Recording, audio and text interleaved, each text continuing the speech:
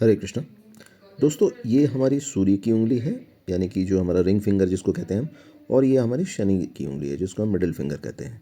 और इन दोनों के बीच में जब इस तरीके का एक रेखा निकलता है दोनों उँगली के बीच में, जो ये रेखा है, इसको जो है दोस्तों विद्या रेखा कहते हैं। अब इसका क्या फ़ायदा है या क्या नुकसान है? दोस्तों, इसका फ़ायदा ही है, कोई नुकसान नहीं है। फ़ायदा ये है कि ऐसे लोगों को बहुत कॉमन सेंस होते हैं। ऐसे लोग जो भी करते हैं या जो भी कहते हैं उससे पहले सोचते हैं। बहुत अच्छे से सोच के और उसकी एनालाइज़ करके उसका विश्लेषण करने के बाद वो कहते या करते हैं।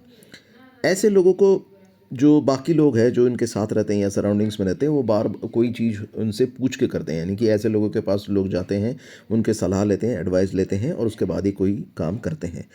अब जिनके पास ये रेखा नहीं रहता है, यानी कि मैं इस विद्या रेखा अगर किसी के पास नहीं रहेगा तो क्या होगा? दोस्तों, ऐसे लोगों में पहली बात जैसे मैंने कहा कि कॉमन सेंस की कमी होती है। और ऐसे लोग कहते तो हैं, लेकिन ऐसे लोग जो कहते हैं वो बाकी लोगों को बहुत ही इरेशनल या इलॉजिकल लगता है, यानी कि उनको लगता है कि ये ऐसे ही कुछ भी कह रहे हैं, इसमें कोई युक्ति नहीं है, कोई तर्क नहीं है, कोई कुछ भी नहीं है, लेकिन ये कह रहे हैं।